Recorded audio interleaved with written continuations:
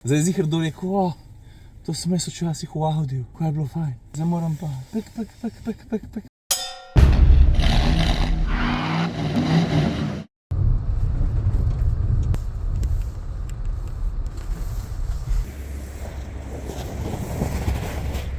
Ja, sneg je, sem tudi jaz opazil. Včasih se kakšen vlog zgubi na lagerju, ki je precej velik. Kaj naj ti rečem?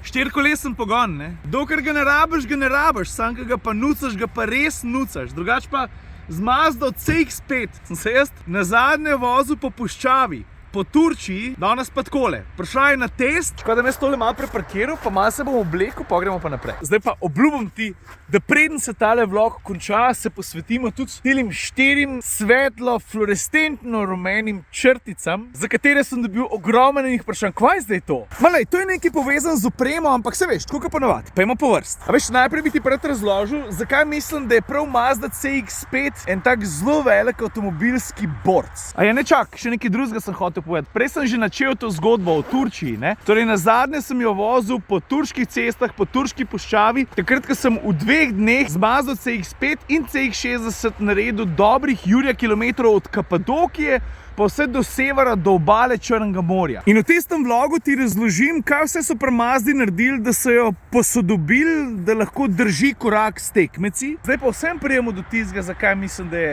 CX-5 en tak orang borc. A veš, v čem je hec? Ja pa stari, a ti veš, da je Mazda CX-5 ven dala kdaj? Dobrih 10 let nazaj? Ne vem, kdaj so jo pokazali? 2011 ali 2012? Vmes je seveda prišla na vrsto tista večja prenova, pa za njo še ena. Ampak vsem, dej razmisli zdaj malo, ne? Torej, če je avto prišel na trg 2012, 10, 11 let nazaj, to pomeni, da so ga morali pri Mazdi zasnovati kdaj? Ja, vsaj še ne 3 leta prej, kar pomeni, da v tem trenutku za mojim hrbtom gledaš zasnovo, ki je stara švoh 15 let. Sam veš, stari vprost, ne? Da pa tvoj izdelek na trgu preživi več kot desetletje in da ljudje, ki ga vidijo, ki ga srečujejo, ki se celo v kabino usedajo, pravijo, ej, mater, dobro zgleda, da se še vedno odlično pele, da je konec koncev tudi varnostno posodobljen do te mere, da uspe relativno zlahka držati korak s tekmeci in da se marsikomu sploh ne sanja, o koliko stari zasnovi pravzaprav sploh govorimo. Ja, Madonna, no?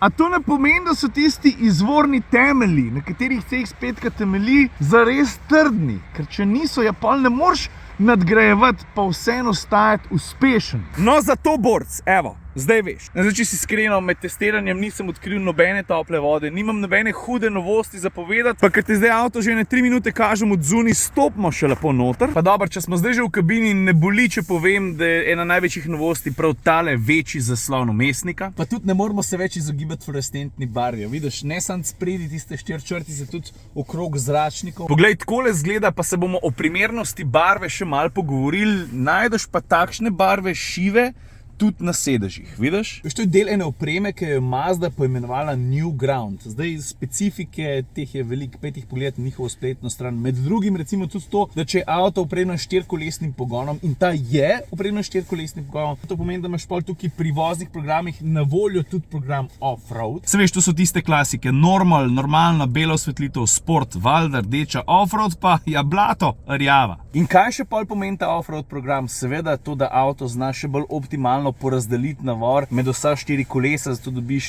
ti čim več oprijema, takrat, ko ga zares nucaš. Kar se pa telih zelenih dodatkov tiče, ne samo na sedežih, seveda tudi na armaturni. Glede teh dodatkov, ki so tako zanimivih barv, Mazda se je vmes odločila, da svojih CX-5 ne bo več ukrenclala s temi plastikami okrog zračnikov. Bodo pa te odbite barvi šivi, če jaz prav razumem, pri tej opremi ostali na sedežu. To, da veš. Zato, ker vem, da je ogromno ljudi rekli, kva je zdaj to za ena farba, zakaj so to naredili? No, vmes so rekli, ok, razumemo, štekamo, they're gone. To je to, glej naprej. Pa, ker smo se že dotaknili malo pogona, dajmo se še motorja pa pogonskega sklopa. Poglej, avtomatski menjalnik, všeč mi je. To je tudi ena izmed posledic, da imamo opravka z razmeroma starim avtomobilom, da je ročka avtomatskega menjalnika še vedno razmeroma velika, da imamo opravka še z gumbi, stikali, s telim umestnikom, z vrtljivim gumbom in drugimi obkrožujočimi gumbi, ki se jih naučiš upravljati na pamet 1, 2, 3 in da niso čist vse stvari prenešene na umestnik. Še celo korak dlje, ta sploh ni občutljiv na dotik, ampak moraš uporabljati tole tukaj. Zdaj ziher do rekel, to sem jaz včasih v audiju.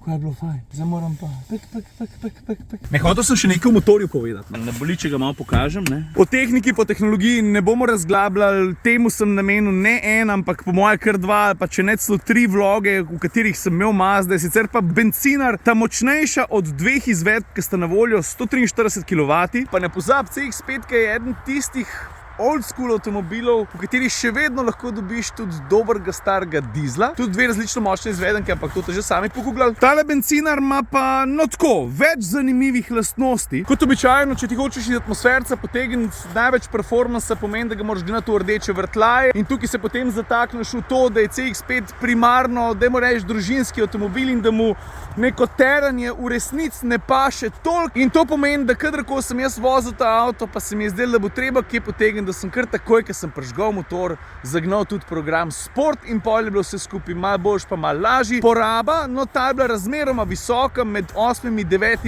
litri, če sem ga gnal tudi zlahka 10, ampak sem to vzel v zakup. Mislim v zakup s tem, da gre za atmosferski bencinski motor z razmeroma velik konji, da to tudi ni najlažji avto in da sem performance najdel predvsem pri rdečih vrtljajih, pa vreme je bil slab, pa mogoče sem pol izkoristil še malo 4-kolesen pogon, pa preizkušal, kako se odziva. Mimogrede, odziva se zelo dobro, čeprav o tem je kar malo nefair govoriti. Pogosto dobim vprašanje, hej Ciril, kjer 4-kolesen pogon je pa najboljši? Pa jaz, kako to misliš, kjer je ja, to je zdaj tako, ne? Za običajnega voznika so vsi približno enak dobri, če ti avtomobilu predstaviš podobno zahtevne oziroma nezahtevne pogoje, kjer rabaš malo več trakcije, ne pa, mislim, se ne greš neke avtomobilske alpinistike, ne vem kje. Tako da jaz pravim, da Mazdin 4-kolesen pogon hod oziroma voz v štrit z vsemi tistimi, ki jih tudi ti poznaš načeloma. In jaz sem bil z njim predvsem na takšnih podlagah, še prednji je bilo splužen, pa sem se šel mali grad, pa zadovoljen, no, pa tudi veš, ko so mastne ceste, pa se je treba kdaj precej zgant pa hiter speljati, zato da ne oviraš prometa,